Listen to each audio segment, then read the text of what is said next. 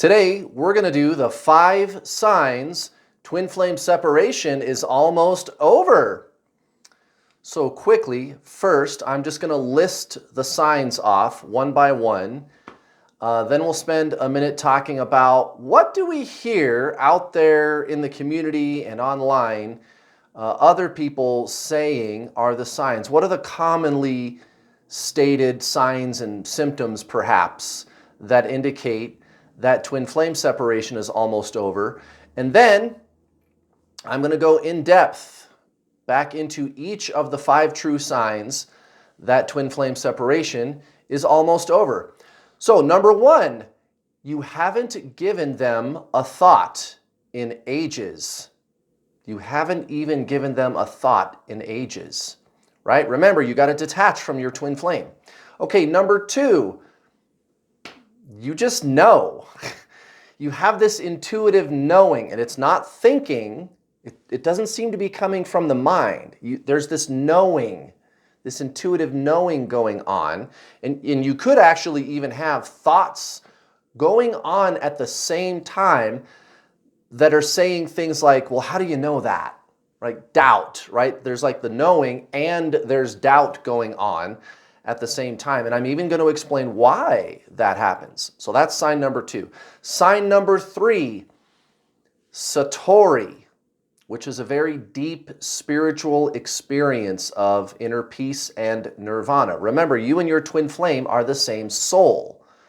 So you might have already noticed by now that all of the signs that I'm giving you are inwardly rather than outwardly, right? Because you and your twin flame are the same soul. So where else would the signs be coming from than your soul, right? Okay, number 4, you are living your best life. You are expressing yourself as the next highest version of the greatest vision you've ever had of yourself. That's number 4. Number 5, you have no preference. It's like, I don't even care if they come back, and I don't not care either. It's not that I don't care, and it's not that I do care. It's like it's not even on your radar. And this kind of even ties into number 1, where you haven't even given them a thought in ages. So quickly, what are the signs that we commonly hear or commonly see in the community or online about twin flame separation? Well, you might see things like repeating number patterns everywhere, which could be happening, but that's not really an indicator that twin flame separation is almost over, right? So I'm in union with my twin flame, and I still see numbers and signs. And that actually is nothing more than like an increase in your consciousness, that energy going out into the universe, and then the universe is just echoing that back to you, right? When you start to see lots of numbers and signs, and there can be a deeper meaning to the numbers and signs, but it's not necessarily an indicator that your twin flame is coming back, because all spiritual people, whether they met their twin flame or not, they're going to see numbers and signs and synchronicities and things like that taking place in their life. So if it is true that that is intrinsically a twin flame sign, why does it happen to everybody on a spiritual awakening path, whether they met their twin flame or not? So those types of things are cool, but it's not really a sign that your twin flame is coming back. And notice, like the stuff that we see online, kind of the pop culture message of twin flames, it's all like outwardly stuff. It's all out there somewhere, external signs. You know what I mean? Like numbers or synchronistic events or seeing your twin flame's name around or something like that, which, by the way, I mean, that could be happening anyway, because everybody knows how the law of attraction works. What happens when you're thinking about something a lot? You start seeing that thing everywhere. You know, that's just the way that works. So what I'm explaining to you in this video are things that happen in here rather than out there, okay? And the reason that it works that way is because what's out there is for the mind. The mind is externalized, right? Remember, you are body, mind, soul. Well, your twin flame is just another incarnation of your soul. That's all this is.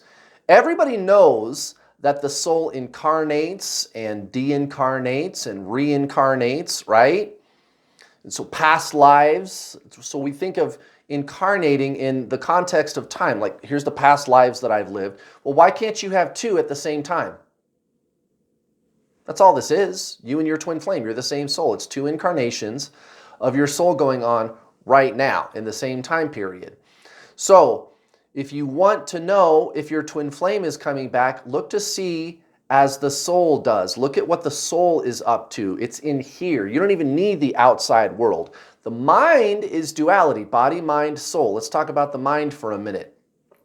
So I'm going deeper now into the 5 true signs, and I'm giving you kind of a context about why it works this way. The mind itself is duality. I like it, I don't like it. Past, future, good, bad, positive, negative, here, there.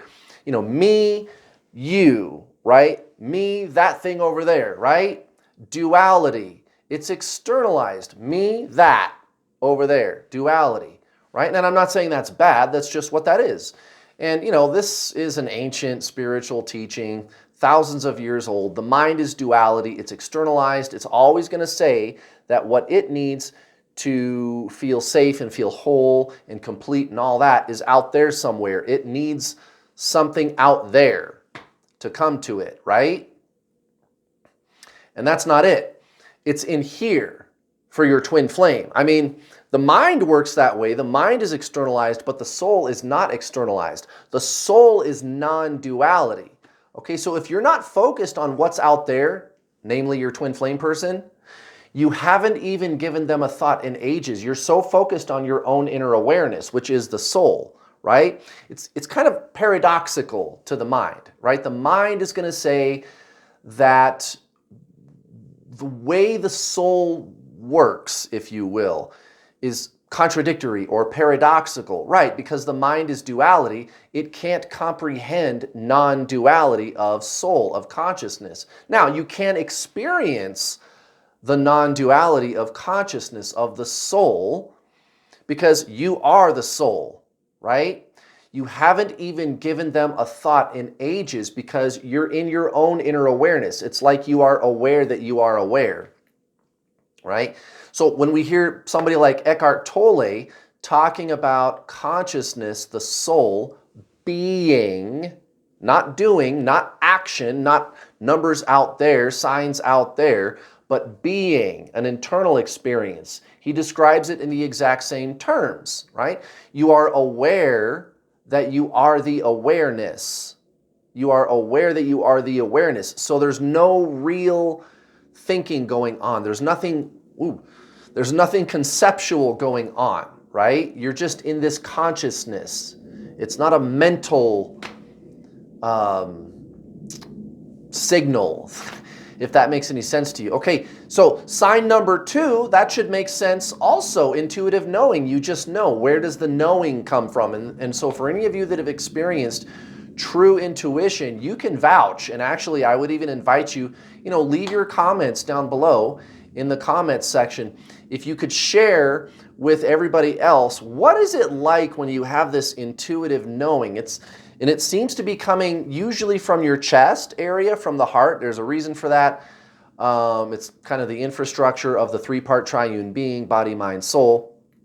So the heart being where the soul is most firmly attached, I guess you could say, to your metaphysical infrastructure. Body, mind, soul. The mind is metaphysical, mental, it's duality, right? It's that kind of energy. The soul is non-duality. Okay, and the soul, that's kind of where it connects the most firmly, you could say. That's kind of a loose explanation. There's a little bit more to it than that, but in a nutshell, that's kind of it. And you feel this intuitive knowing, like, I just know that we're meant to be together, or we're gonna be together, or that they're coming back, or something is gonna happen. How do you know that? How do you know that? And the mind is actually gonna ask you, how do I know that? Right? So that's why you experience often doubt whenever you experience an intuitive knowing that's emanating from, like the center of your torso. It could even include the solar plexus, actually, but the mind is going to doubt that. So there's 2 things going on. There's the knowing, and there's the doubt. Why are there two things going on? Well, it's because they are coming from two places. One is coming from the soul, one is coming from the mind. And the doubt, that's just conditioning, that's just programming. You know, we're all told that you don't have a soul. Nobody knows what happens to you when you die. There's no such thing as ghosts. You're limited, you know, all those kinds of things that we've been spoon-fed our whole lives. That's all in there. That's all the mental conditioning, the programming of the mind.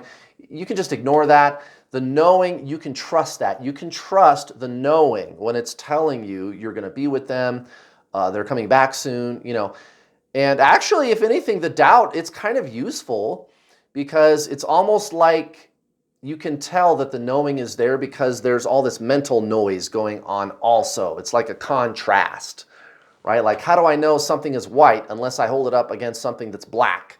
You know, just to use a simple analogy like that. Okay, sign number 3, Satori. Again, this is an internal experience. You and your twin flame are the same soul, so it's going to be as the soul does, right? Satori. And Satori is basically where all thought ceases and you are in a place of deep inner peace and nirvana. And the best word to describe it is being. Not doing, it's not action, it's not thinking, it's not a process, it's just isness. You're just there existing in peace. And that's really the best way to describe it. The mind is going to keep asking questions. Oh, Kurt, well, you didn't do a good enough job of explaining it. Can you tell me this, this, and this? Right, that all goes away. Ha! That's the thing, is that narrative, it ceases, right? The questioner falls away. There's no questioner there going on and on and on, the wheel spinning in your head. You're just in this place of deep inner peace and like interconnectedness to all things, right? That's the soul. That's your twin flame. Okay, sign number 4, you are living your best life. You are out there being the next highest version of the greatest vision you ever had of yourself, right? And you're carefree, you're living life, you're having cool experiences. Remember, the mind understands, the soul experiences, right? You can experience being, you can experience knowing, you can experience Satori, but you can't understand it. And you don't need to. You don't need to understand the soul. You are the soul. You experience that. And that manifests in your physical life situation. You have all these experiences. You are living your best, most amazing life. Maybe clearing out toxic people in your life, feeling carefree, feeling free, you know, and you're just not worried about it. You're not worried about anything. You haven't given your twin flame a thought in ages. I mean, just, you know, to give you a high-level overview, living your best life. That's what would be going on outwardly if you were aligning with your soul, which is your twin flame, right? Okay, number 5, you have no preference. I don't need them to come back. I don't mind if they ever come back, and I'm not even really thinking about it. They could come back, they could not come back, whatever. And the ironic thing is, boom, that's exactly when they do come back. That's exactly when they do come back. So there you go, guys. You and your twin flame are the same soul. This person is just another incarnation of your soul. How would I know when twin flame separation is almost over? As the soul does, guys. And it's internal. It's an internal experience. So there's no actions for you to take. There's no doing. All you really need to do is just transcend the mind. That's why I'm always recommending to you guys to embrace traditional Zen spiritualism. Read The Power of Now. You know, go watch my other free coaching videos.